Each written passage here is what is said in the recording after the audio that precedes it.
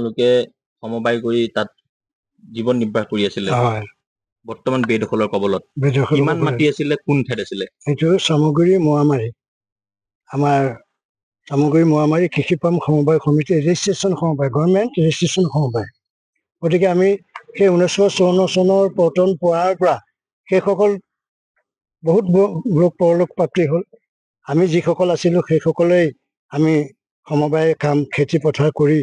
ল'ৰা ছোৱালীক পোহপাল দিছিলোঁ আৰু ল'ৰা ছোৱালী তাত জন্ম হোৱা ল'ৰা ছোৱালীকো আমি স্কুলত নাম লগাই দিছিলোঁ মানে তৃতীয় শ্ৰেণী চতুৰ্থ শ্ৰেণীটো পঢ়িছিল তাৰপাছতে যেতিয়া 83 চন আহি পাই গ'ল সেই যিটো আন্দোলন হ'ল কাটা মাৰাৰ তেতিয়া মানে তাত যিটো আমাৰ আউটপোষ্ট আছিলে পুলিচ আউটপোষ্ট সেই পুলিচ আউটপোষ্টটো ক'লে যে আমি নাথাকোঁ আমি ইয়াত কেম্প চিপ কৰিম চামগুৰিলে আপোনালোক যাব নাথাকিব আমি কিন্তু নাথাকোঁ আমি এতিয়া ক'লোঁ যে আপোনালোক যদি নাথাকে আইনৰ মানুহ আমি কাৰ ওপৰত ভৰসা কৰি থাকিম আমিও যাম তেতিয়া ক'লে আমাক 10 মিনিট টাইম দিলে সেই 10 মিনিটৰ টাইমতে আমাক মটৰত গাড়ীত উঠাই লৈ আহি চামগুৰি ফুকনতল শিবিৰত আমাক অন্তৰ্ভুক্ত কৰাই দিলে আৰু আমাক 22 মাহ 1.5 বছৰ নহয় 22 মাহ দিন কাল আমাক ৰেচন দিলে তাৰপাছত ক'লে যে এতিয়া হাংগামা নাই এতিয়া দেশ শান্তি আপোনালোক গৈ পেলাই সংস্থাপন কৰিবগৈ পাৰে আমি সংস্থাপন কৰিম বুলি গৈ তাত আপোনাৰ ঘৰ দুৱাৰ বনাইছিলোঁ ঘৰ দুৱাৰ বনাই কৰি থৈ বাকী বস্তু সংযম নিবলৈ আহি পিছদিনাখন ৰাতিপুৱা গৈ দেখোনগৈ যে ঘৰ নাই তেনেকেই আপোনাৰ 2-3বাৰ ঘৰ বনালোঁ কিন্তু আৰু ঘৰ ৰাখিব নোৱাৰিলোঁ 1983 যি এটা কাল এটা তেওঁলোকৰ ফালৰ পৰা বৰ্তমান বেদখলকাৰীৰ ফালৰ পৰা প্ৰথমতে তেওঁলোকে কৰিছে আপোনালোকে হাইকোৰ্টলৈ গৈছিল তেওঁলোকে এপিল কৰিছে এপিল তেওঁলোকে কৰিছে আৰু তেওঁলোকে তাৰপিছত কি হ'ল তাৰপিছত গৈ পেলাই হুকুমাৰ অৰ্ডাৰ আমাৰ সংগ্ৰহে পাইছোঁ এভেকশ্যন কৰিবলৈ অৰ্ডাৰ দিছে আমাৰ কাগজ পত্ৰ হৈছিল নে সেই সময়ত এভেকশ্যন কৰিবলৈ নিদিলে আৰু ৰখিবলৈচোন দিলে কিহৰ কাৰণে কাৰণটো কি মানে যিজন আহিছিলে নগাঁৱৰ তেখেতে ক'লে যে আমি এভেকশ্যন কৰিব নোৱাৰিম সেই আমি মানে সজাতি দল গৈ গৈছোঁ 8খন গাড়ী লৈ গৈছোঁ জেচিপি লৈ গৈছোঁ তাৰপিছতে আপোনাৰ আমাৰ গোটেই এই 12 ঘৰ মানুহৰ পৰিয়ালবৰ্গ গাড়ী লৈ পেলাই আমি গৈ পালোঁগৈ তেতিয়া সফল নহ'ল এভেকশ্যন নহ'ল আৰু তেওঁলোক ঘূৰি আহিল কি জনাব যিহেতু উচ্ছেদ চলি আছে এই এনেকুৱা স্বাৰ্থলোভী বা ভোট বেংকৰ ৰাজনীতি কৰা লোকসকলে বা ৰাজনৈতিক নেতাসকলে খিলঞ্জীয়াৰ বিৰোধী নীতি পালন কৰে নেকি তেওঁলোকে অংগটো তেনেকৈয়ে দেখা যায় গতিকেতো আমাক বেদখলমুক্ত কৰি দিব নোৱাৰিলে এই তেওঁলোকৰ সেই স্বাৰ্থটো থকাৰ কাৰণে ভোট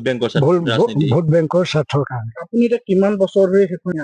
আশা পালি আছে আমি 12 চনৰ পৰা বৰ্তমান আমি যোৱা নাই এতিয়া 12 চনৰ পৰা 25 চন হ'ল 13 বছৰে হ'ল প্ৰায় 13 বছৰ ৰানিং যেতিয়া 13 বছৰ ধৰি আমি লাগি আছোঁ আমি সকলোকে দিছোঁ আপোনাৰ ৰাজেন গোহাঁই দেৱকো নগাঁৱৰ তেখেতক দিছোঁ আমি এই ফাইল কাগজ পত্ৰ আৰু আমাৰ হিমন্ত ছাৰ বিশ্বকৰ্মাকো দিয়া আছে এই ফাইল আমি চামগুৰি হাইস্কুলৰ ফিল্ডত মিটিং হওঁতে আকৌ এতিয়া বৰ্তমান জিতু গোস্বামী ব্ৰহ্মপুৰ সমষ্টিৰ বিধায়ক জিতু গোস্বামী দেৱকো দিয়া হৈছে ছাৰকো আকৌ এতিয়া বৰ্তমান চামগুৰি সমষ্টিৰ নৱনিৰ্বাচিত ৰকিবুলক পৰাজয় কৰি যিজন বিধায়ক হৈছে দীপৰঞ্জন শৰ্মাদেৱ তেখেতক এটা ফাইল দিয়া হৈছে এতিয়া সেই সমবায় এতিয়া কোনোবা আছেনে আপোনালোকৰ লগৰ আমাৰ লগত তাত এতিয়া বৰ্তমান কোনো নাই সকলো তাৰ পৰা মানে সেই তেতিয়া 83 চনতে গুচি অহা হৈছে তাৰপিছতে 2 বছৰ আছিলে এই ভোলা বৰাৰ পিতেক বিপিন বৰা আছিলে তাকো মাৰপিট কৰিছে অত্যাচাৰৰ সন্মুখীন তাৰ পৰা আহিবলৈ বাধ্য হৈছোঁ যিহেতুকে পুলিচে আমাক চেফগাৰ্ড দি CRPF লৈ আহিছে যে আমি যেতিয়া আইনৰ মানুহ নাথাকোঁ আপোনালোকে থাকিব পাৰে যেতিয়া থাকক আমি ক'লো আইন যেতিয়া নাথাকে আমিনো কাৰ ওপৰত ভৰসা কৰি থাকিম আমিও যাম